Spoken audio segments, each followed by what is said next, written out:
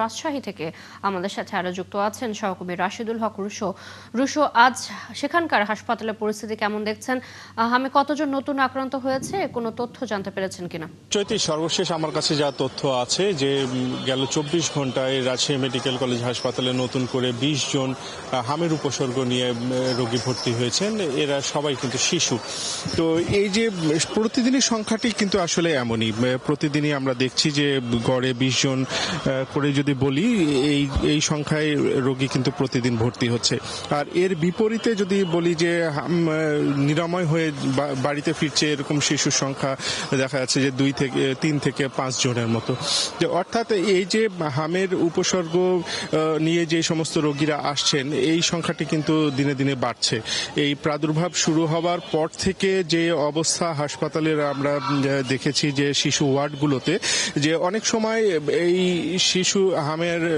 শিশুগুলো আসলে হামের উপসর্গ নিয়ে যারা ভর্তি হয়েছেন তাদের এই যে স্থান সংকুলন না হওয়ার কারণে সাধারণ শিশুদের সাথে সাধারণ রোগীদের সাথে রেখে কিন্তু তাদের চিকিৎসা নিশ্চিত করতে হচ্ছে। এতে ওয়ার্ডের ভেতরে আমরা খবর পেয়েছি বা আমরা সংবাদে দেখিয়েছি যে ওয়ার্ডের ভেতরে অনেকে হামে আক্রান্ত হয়ে পড়ছেন। তো এই বিষয়গুলো নিয়ে চিকিৎসকরা যেটি বলছেন যে এই 200 শয্যার যে শিশুদের এখানে ব্যবস্থা, এর বিপরীতে প্রায় 700 মতো শিশু, অর্থাৎ ধারণ ক্ষমতার 3 গুণ মতো মানুষ রোগী এখানে আসলে চিকিৎসা নিচ্ছেন।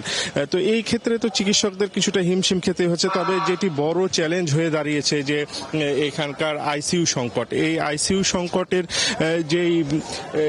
সংকটের যে বিষয়টি দাঁড়িয়েছে যে সেটি হলো যে এই শিশুদের জন্য বিশেষ করে হামের উপসর্গ নিয়ে যারা ভর্তি হচ্ছেন তাদের জন্য মাত্র 12টি বেড নির্ধারণ করা হয়েছে এবং এর মধ্যে থেকেই আসলে চিকিৎসা দিতে হচ্ছে।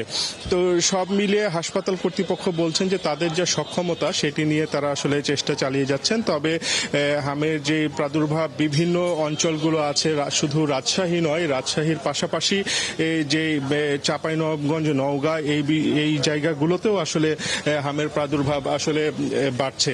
তো সব মিলিয়ে আমরা একটু জানতে চাই, আমাদের সাথে সিনিয়র সাংবাদিক আছেন কাজী শাহেদ। আপনি তো হামের প্রাদুর্ভাব শুরু হওয়ার পর থেকে এটি নিয়ে কাজ করছেন।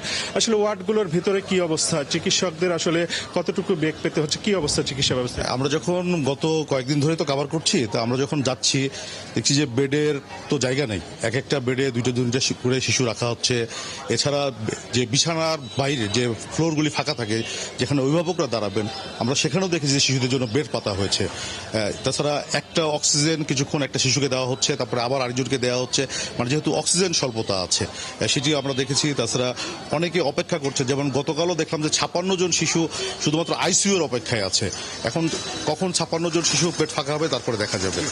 চৈতি, আসলে শুনছিলেন এমনই কিন্তু চিত্র প্রতিনিয়তই, আসলে যেহেতু আমাদের ভেতরে গিয়ে সংবাদ সংগ্রহের সুযোগ নেই সরাসরি সম্প্রচারের, আমরা আসলে তথ্যগুলো সংগ্রহ করছি এবং প্রতিদিন বেলা 12টা নাগাদ হাসপাতাল কর্তৃপক্ষ হাম বিষয়ে ব্রিফিং করেন এবং সেই তথ্যগুলো আমরা আপনার মাধ্যমে দর্শকদের জানিয়ে দেওয়ার চেষ্টা করছি। চৈতি, নিশ্চয়ই রুশো, ধন্যবাদ আপনাকে। আমরা নিশ্চয়ই পরবর্তীতে আবারও যুক্ত হব।